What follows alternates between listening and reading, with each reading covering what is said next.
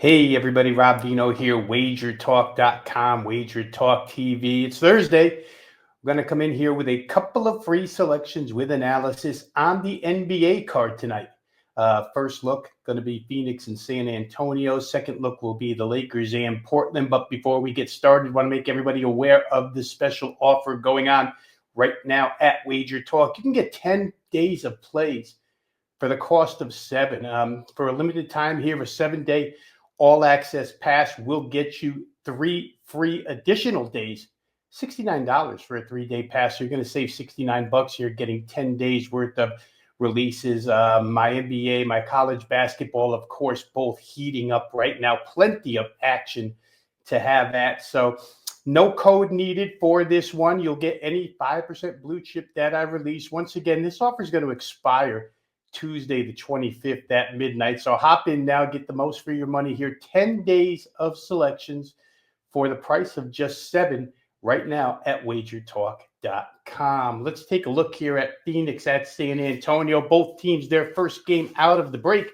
Big injury news here, of course. Victor Wembanyama not available for this game for San Antonio. And for the Phoenix side, they had 3 game time decisions confirmed yesterday as available for this game. Devin Booker going to play, Bradley Beal going to play, Grayson Allen going to play. That's a lot of backcourt firepower for Phoenix that's available here for this one. I think that let's just start real quick with the move in this total. It's been crazy, right? San Antonio opens here a 2.5-point favorite, 228.5. The news from Wembanyama comes down. Phoenix turns into your favorite. They're now currently -2, but the total goes from 228.5 to 238 upon the news of the Phoenix trio playing here in this game. So big move on the total. Let's look and see what the best way is to attack this one.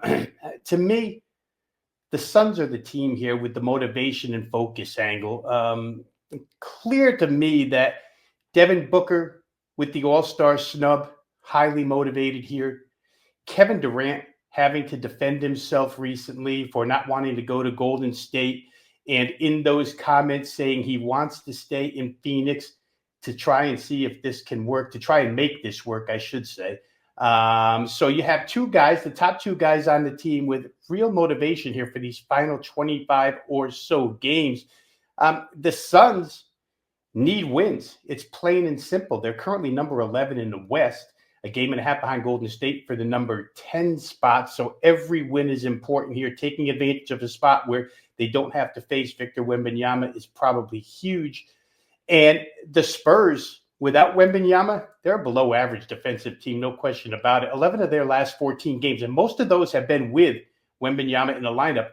The Spurs have given up 116 plus in 11 of those 14.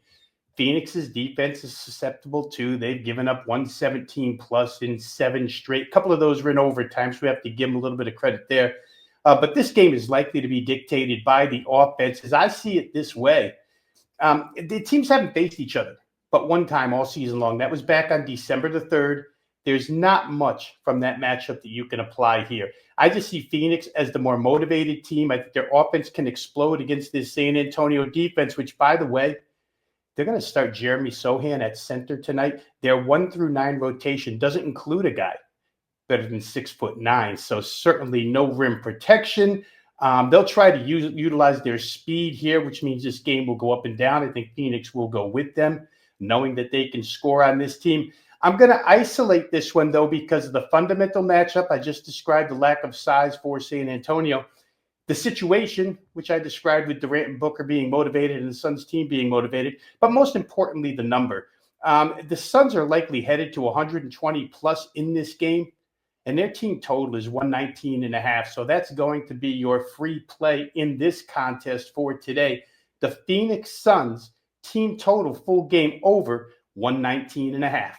Let's move on now to the second contest we're going to take a look at here today. Another West Coast game, even further West Coast. This is a late nighter. LA Lakers at Portland. Lakers open here 4.5, 225. Current number Lakers 3, 227.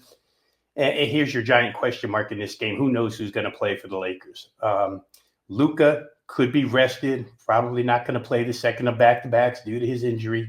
LeBron James was listed as questionable because of his ankle, didn't play in the All-Star game because of his ankle. Will he go in back-to-back games? So we have question marks next to Doncic and LeBron. The Lakers don't have to report that for a few hours here, so we'll see what the injury report brings. For Portland, number 1 center DeAndre Ayton out of this game. Number 3 center Robert Williams may be out of this game as well. Game time decision because of a knee. He did not play in the Blazers' final game before the All-Star break against Denver. Their top power forward, Jeremy Grant, game time decision with a knee injury. Backup shooting guard, Scoot Henderson, ankle injury, game time decision. A lot going on in Portland as well. The schedule, well, that might be the key here. I mean, the Lakers did have to play last night. They were one of 2 teams that had to go and play Wednesday night. That was a makeup game, so Charlotte and the Lakers faced off. And now the Lakers, after the All-Star break layoff, now are faced with back-to-back with travel, and they're off of a loss, just a bad loss last night by LA as a 12.5-point favorite to lose to Charlotte. Portland has had 8 days off since the break. Question, obviously, the age-old question becomes rest or rust. Who knows? That's always definable after the game ends, but certainly Portland has had plenty of time to get ready and game plan. Small advantage towards Portland, or maybe even a medium advantage towards Portland as far as scheduling is concerned. The matchup here, the first time around, there's been 2 games between these 2 teams. It's 2-0 Lakers, both wins by 8, I think 8 and 9. Both were covers, though, because they laid 7 in both games. So they were played much earlier this season. Again, so much change has taken place in the Laker depth chart that there's nothing I found that can be applied from those 2 games.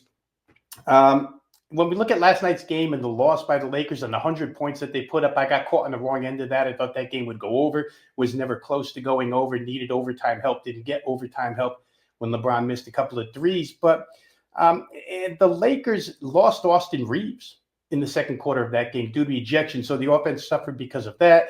It suffered because Luka looked a little bit out of sorts. We'll see what they put together tonight. It could be said that if Luka sits tonight, maybe the offense runs more fluid as they try to work him in.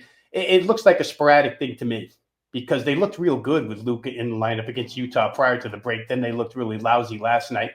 Could be one of those things over the next 20 games where it looks real good, looks real poor. We'll see, but we don't know who's going to be in there tonight. The Portland is going to give effort. Question is, will that translate here with all their injury concerns? Let me just read you real quick what head coach Chauncey Billups said about his team. He said, I think we're in a pretty good spot. I just want us to be consistent on both sides of the ball. Our remedy the whole time, our recipe has been just guarding at a pretty high level and then trying to get the rebound after we do guard on a possession and then playing fast and moving the ball. I want us to continue that. So there's your game plan into what Portland's going to look like the rest of the way out. Final look at this game goes like this in my mind. You can't tell exactly which Lakers are going to be on the floor tonight, so that makes it a little bit difficult. But I still see the defensive deficiencies at the rim that can be exposed. I do not play many NBA props.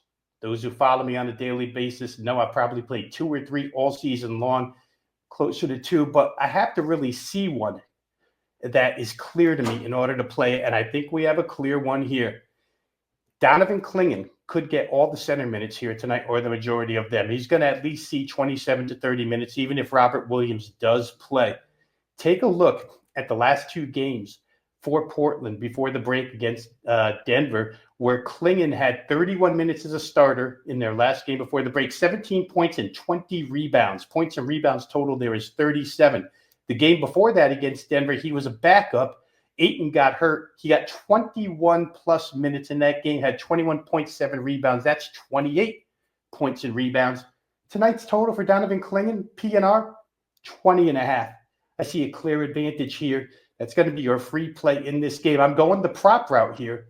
Donovan Clingan, points plus rebounds, over 20.5. On the way out, I'd like to ask everybody to hit the like button if you like the selections and analysis provided here by WagerTalk handicappers each and every day.